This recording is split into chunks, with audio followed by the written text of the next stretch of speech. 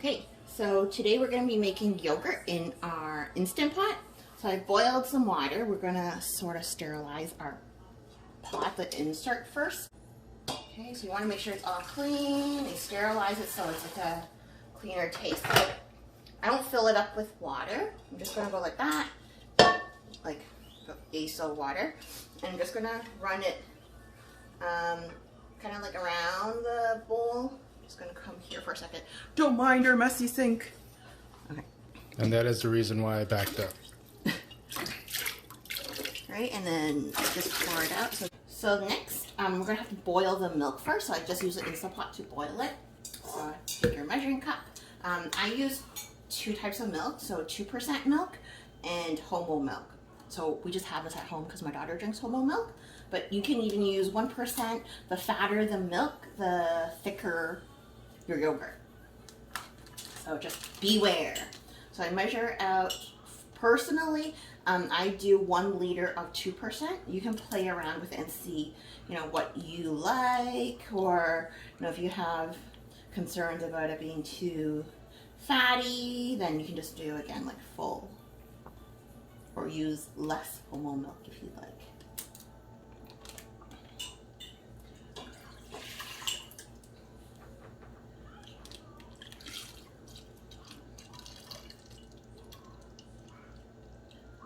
Just 1 liter.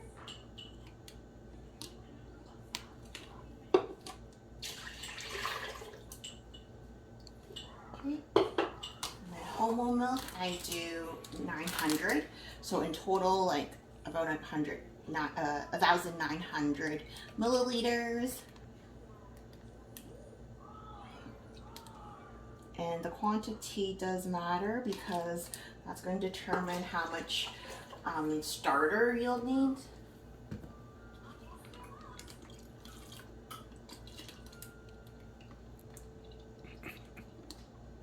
Alright, so I measured it on my milk. And now we're going to put it in the Instant Pot. Cord. Alright, so just putting the milk in the Instant Pot. And obviously you want to make sure your Instant Pot has a yogurt function. So ours is the Viva, and it does. So I plugged it in, I sealed it. You don't have to seal it, it doesn't really matter. I just, out of habit, I do that. So ours have the yogurt button. So you press yogurt, you keep on pressing it until it says boil. So twice for our model. I'm not sure about your model. So it'll say boil, and then now we just wait until it's done. And when it's done boiling, it'll beep and it'll say yogurt. So that's how you'll know it's done. So now we wait. All right, so my Instant Pot just beeped. And so it just finished boiling. You notice that it doesn't say boil anymore. It says yogurt now, or I guess like short form for yogurt. So what I'm going to do, or what I typically do, is I let it sit in the Instant Pot for a little bit. So I don't touch it. I don't, unvent it or open it. And we're going to wait about like 10-15 minutes. And this process is supposed to help it thicken up. All right, so we'll come back in about 10-15 minutes. All right, so my timer just went off. It's been about 13 minutes. So now you're just gonna press cancel to turn off your Instant Pot. You don't need to unvent it because it's only been boiling, which is why I said, there is no point in venting it. You don't have to. I just do it out of habit. And there you go. Just be careful of the lid. You see how there's a lot of condensation or water right there? Just don't pour it back in because you don't want runny yogurt. Right, and so the milk has been boiled. I'm just going to unplug my Instant Pot for now. And so what I did in the meantime was I prepared an ice bath. So just some ice cubes and some cold water in a really large bowl. And now what I'm going to do is just put the insert, the little metal bowl, into this ice bath. All right. So it's sitting in the ice bath. Usually I leave it in for about 25 minutes to half an hour. Basically, the purpose is to bring down the temperature of the milk before you add in the culture. So the starter, the, for the yogurt.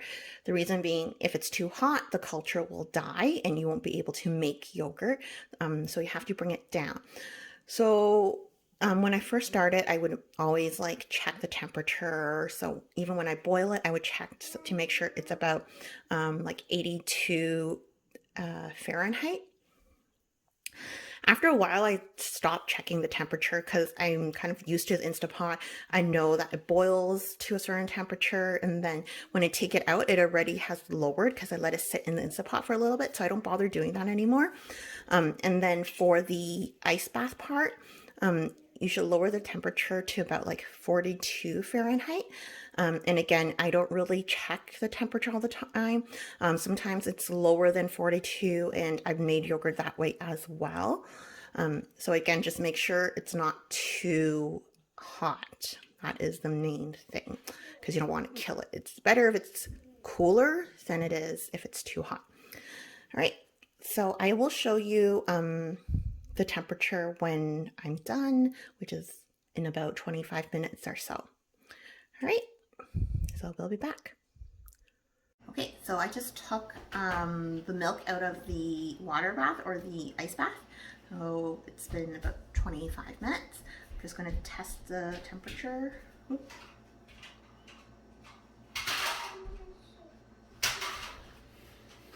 Oh, so correction. Previously I said Fahrenheit, actually meant Celsius. So it needs to be at least 42 degrees Celsius. It can be lower, it's fine. So I just poke in different spots because you'll notice that it changes. But overall it is lower, so we're good. It's about 38, 37, 38. Oh, it's dropping some more. But yeah, so basically it needs to be cool enough for the culture to survive. So just to reiterate, so previously, if you do want to check the temperature when you take it out, it needs to boil to at least 82 degrees Celsius. And then when you cool it, it needs to be 42 degrees Celsius or below. So next what I do is, whenever you boil milk, there's that skin on top. I take it out so it's smoother and not so, clumpy. So I use like it's like a, what do you call it, scum strainer. Like it removes fat. So I just use this. You can technically use anything, but I just use this. So remove the skin. Just gonna dump it in my sink. And I'll clean that up later. And then my daughter is just taking pictures of us over there. She's mimicking her dad. All right. Just remove all of that.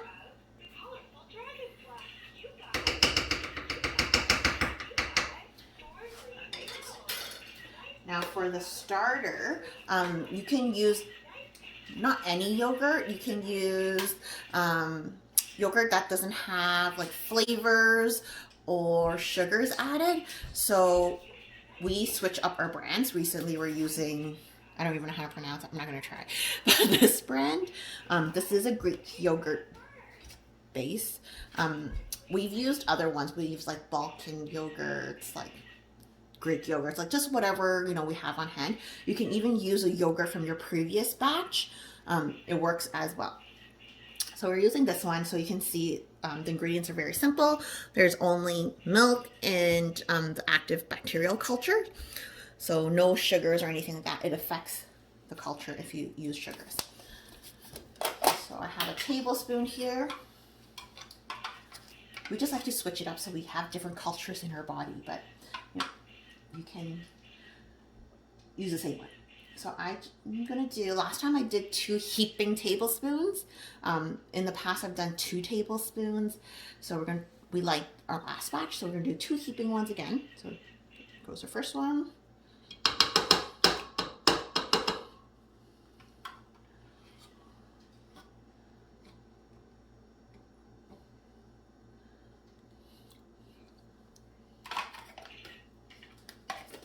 So sometimes we eat all our yogurt and we don't have enough, we don't have starter, which is why we need to buy some. But that's really the only reason we would buy yogurt nowadays. So the only thing that I've noticed is if you use like a whisk or something like that, what happens is it gets really bubbly, and then when you start making your yogurt, you get this layer of bubbles on top, and it's just not very smooth. So what I'm gonna do, instead of using a spoon or whisk, I'm gonna go back and use my little mesh strainer thing and mix it. This is what I've been doing the last couple times. And I try to just get it so it's not clumpy like that. Also because I'm using Greek yogurt, it's a lot thicker as well. So I just want to make sure it's all nice and smooth and dispersed in there. So just be careful you don't mix it too vigorously. I'm kind of like doing this kind of like pressing motion to get the clumps out.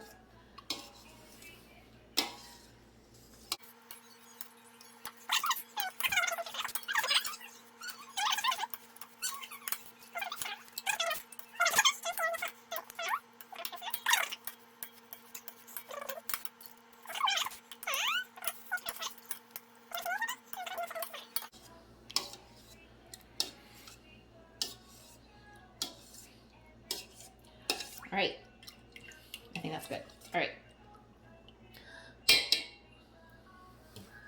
So there's just a couple bubbles on top, but you can see it, you know, the surface is pretty smooth. And last time when we opened it, like it looked like tofu on the top, and the texture was really, really good. So sometimes, like when I first started making yogurt, I would just like whisk, whisk, whisk. And you see it's like all like foamy and bubbly on top. And when I put it in, the yogurt turned out to have like this bubbly foam on top, which, you know, texture wise isn't the greatest. All right, so we're gonna put it in our Instant Pot.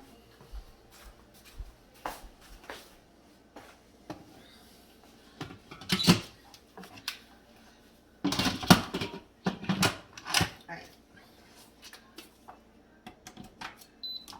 so again, you're gonna press the yogurt button. So make sure you know that the yogurt function on yours. You'll press it again until, so 3 times in total for our model, until it says 8. So it's going to basically, what do you call it? Cook in here? I don't know. Incubate in here for 8 hours. So just be mindful of that. It does take a long time, although for those 8 hours you don't have to do anything. So just be mindful, you know, when you start making it, because, you know, you don't want it to be ready in the middle of the night. If that happens and you don't take it out right away, it's going to turn really sour. The longer it sits in the Instant Pot after it's done, the more sour it's going to be. All right? So make sure you're at home and, you know, awake when it's done. And there's my daughter being very impatient. Okay, so we'll come back tonight and check out this batch. All right, so my Instant Pot just baked. It's been 8 hours, and it has converted from like the timer function, and now it says yogurt. So it's done. So now it's just time to press cancel, and I'll say off, and then we can open it. So you'll notice you don't need to vent or anything again, like there's no seal. And there you have it. I don't know if you can tell from the lighting, but it does look pretty smooth. There's no bubbly bubbles like on top, which I told you, you know, if you stir it or whisk it too vigorously, you will get some bubbles. And again, when you remove the lid of your Instant Pot, just be careful of the condensation, because you don't want to pour the water, you know, into your yogurt. So typically what I do now, right when it beeps, I will at least remove the lid and take it out. And then sometimes if there is some excess liquid, I will drain it. So let me just take this out for you to see. All right, so I just removed it from the Instant Pot. And you can tell, like, if you kind of tip it over a little bit, you might notice that there's some water collecting over there. So I consider this to be a good batch where there isn't a lot of water. Some batches I've made, there's a lot more water coming out of it. All right, so usually I just pour that out. If you don't mind, or you don't care to have your yogurt really, really thick, then you can always just like mix that back in. But I just pour it out. It's almost like, I guess like the whey, I guess, from like cheese making process. You can also strain your yogurt to get rid of that excess liquid, like through a cheesecloth if you like. But from our last batch, when we did it like this, it turns out to almost not quite Greek yogurt consistency, a little bit thinner than that, but fairly thick already, so we don't need to strain it. All right, so after I mix it, I'll show you what the consistency is like. I'm just going to dump that excess water out. All right, so I just dumped most of the excess liquid back out. You can see the top, well, after dumping it kind of looks a little messy, but otherwise it was really, really smooth on top, almost like tofu-like. Don't mind the cracks because it's been moving, which is why it's all cracked up. So I'm just going to use this little spoon. I'm just going to mix it. So I tend to mix it so it has a really nice smooth consistency before I bottle them or jar them, whatever you want to call that. But again, it's totally up to you. So right now it kind of looks clumpy. So I'm just going to mix it together and then I'll show you the consistency. All right. So I just finished mixing it with the spoon. You can see that it looks a lot smoother. There are some small clumps in it, but that is fine. So this is sort of the consistency it's at right now. It does thicken up once it has cooled or been chilled, refrigerated, etc. So it will thicken up. And I'll show you what it looks like tomorrow after it's been refrigerated overnight. You can definitely eat it right away. It tends to be a little bit more sour or tart when you do eat it like fresh from the Instant Pot. So I don't know if you prefer that or not. I don't. I wouldn't advise it. If you do want to eat it immediately, so sometimes we have a little bit left over. So when I bottle it up or jar it up, I might have some left over. And then what my daughter wants to do is eat it right away. So I just put like 2 ice cubes in a cup for her, and I pour, the yogurt in, and she can drink it. It does get thicker, like I said, when it hits the ice cubes and gets cooled. So that is one way to eat it without it being super tart immediately. She doesn't mind, and when the ice cube starts to melt a little bit, it's a thinner consistency, so she can drink it. So yeah, that is it. That is how we make yogurt in our Instant Pot. So again, I'll just show you guys what it looks like tomorrow. All right. All right, so I'm back. I just jarred all the yogurt. So I actually have 13 jars of yogurt here. And, they're pretty decent sized jars. We have the ones with the bigger mouth opening for my daughter. So it's just easy for her to, get in and out of it. She likes to put like granola and stuff in it. So the bigger opening is easier for her. And then for us, or for the adults, we just have the smaller opening jars. And I think content-wise, these ones hold a little bit more. I just picked up these jars from the dollar store, so you can use whatever container you have.